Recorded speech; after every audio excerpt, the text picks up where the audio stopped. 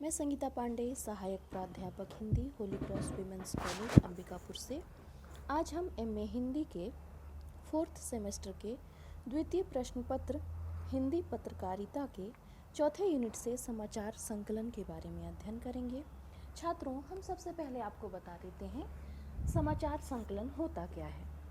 पत्र पत्रिका, आकाशवाणी, दूरदर्शन के प्रतिनिधियों, संवाददाताओं, संवाद अभिकरण जिसे हम न्यूज एजेंसी कहते हैं, के द्वारा विभिन्न स्रोतों तथा माध्यमों से सभी के लिए जानने योग्य विभिन्न सूचनाओं, समाचारों, तथ्यों, घटनाओं के विवरण, भाषण इत्यादि में व्यक्त विचारों का विधिवत संग्रह समाचार संकलन कहलाता है।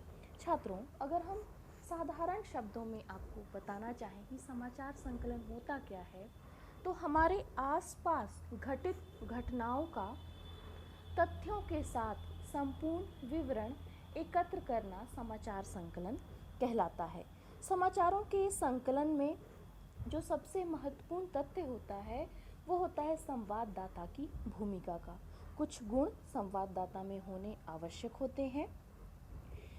अगर संवाददाता अपनी त्वरा बुद्धि का उपयोग करता है, अब आप सोचेंगे त्वरा बुद्धि क्या होती है, तो त्वरित बुद्धि। अगर हमको तथ्य मिलते हैं, कुछ घटित घटनाएं हैं, तो हम उसके आधार पर समाचार का निर्माण कैसे कर सकते हैं, उसकी जो सूझबूझ है, उसका परिश्रम है, नया समाचार बनाने, समाचारों को खोजने की उसकी शक्ति कैसी है, ये समाचार संकलन की महत्ता को बढ़ा देता है। एक अच्छे संवाददाता में श्वान निंद्रा और वकोध्यानम का गुण होना चाहिए।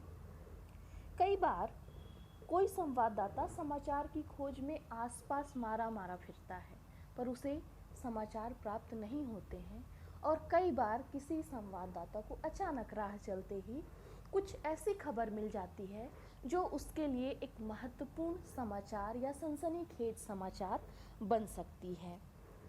तो ये निर्भर करता है कि संवाददाता अपने आँख कान कितने खुले रखता है और उनका वो प्रयोग किस तरह से कर सकता है। कई बार समाचार पत्र के जो कार्यालय होते हैं उसमें अनायास ही अचानक से ही कई महत्वपूर्ण समाचार आ जाते हैं, और कई बार उनको बहुत ढूंढने पर भी समाचार प्राप्त नहीं होते हैं। जरूरी नहीं है कि सारे समाचार राजनीतिक ही हों। समाचार हर प्रकार के होते हैं, वो सामाजिक होते हैं, आर्थिक होते हैं, सांस्कृतिक होते हैं, खेल जगत से संबंधित होते हैं। समाचारों का स्वरूप बहुत ही ज़्यादा व्यापक है। अगर हम देखें समाचार संकलन के जो प्रकार हैं वो 3 प्रकार होते हैं। समाचार संकलन 3 प्रकार से होता है। पहला है क्षेत्रीय स्तर पर, दूसरा है राष्ट्रीय स्तर पर, और तीसरा है अंतर्राष्ट्रीय स्तर पर। इन समाचारों के संकलन के लिए हम संवाददाताओं की नियुक्ति करते हैं, या फिर जो न्यूज एजेंसियां हैं, संवाद अभिकरण हैं, उनके द्वारा हम समाचारों को प्राप्त करते हैं। क्षेत्रीय स्तर के समाचारों में हमारे स्थानीय संवाददाता होते हैं। आपने देखा होगा, आपके जान पहचान में कई लोग होंगे जो विभिन्न समाचार पत्रों के संवाददाता होंगे। वो आपस में देखते हैं अपने क्षेत्र में कौन सी महत्वपूर्ण घटना है, कौन सी विशिष्ट घटना है, कौन सी ऐसी घटना हुई है जो आगे चल करके कोई महत्वपूर्ण समाचार का रूप ले सकती है, उसको एकत्र करते हैं और अपने क्षेत्रीय कार्यालय में भेजते हैं, जहां से वो समाचार एकत्र होकर के प्रमुख कार्यालय में जाते हैं।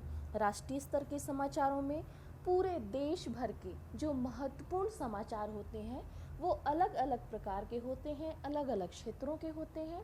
उनको संकलित करके एक राष्ट्रीय समाचार के रूप में, सामान्य तौर पे छात्रों आपने देखा होगा कि जो प्रमुख समाचार होते हैं वो मुख्य पृष्ठ में छापे जाते हैं।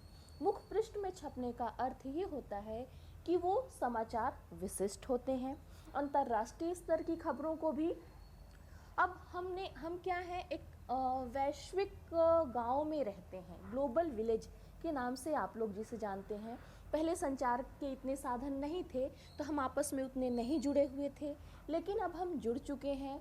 एक देश में होने वाली घटना तुरंत दूसरे देश में पहुंच जाती है, तो ये खबरें अंतर्राष्ट्रीय समाचारों के रूप में सामने आती हैं।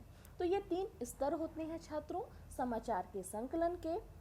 और मैंने आपको ऊपर बताया ही है कि समाचार संकलन में जो महती भूमिका होती है वो संवाददाताओं की होती है।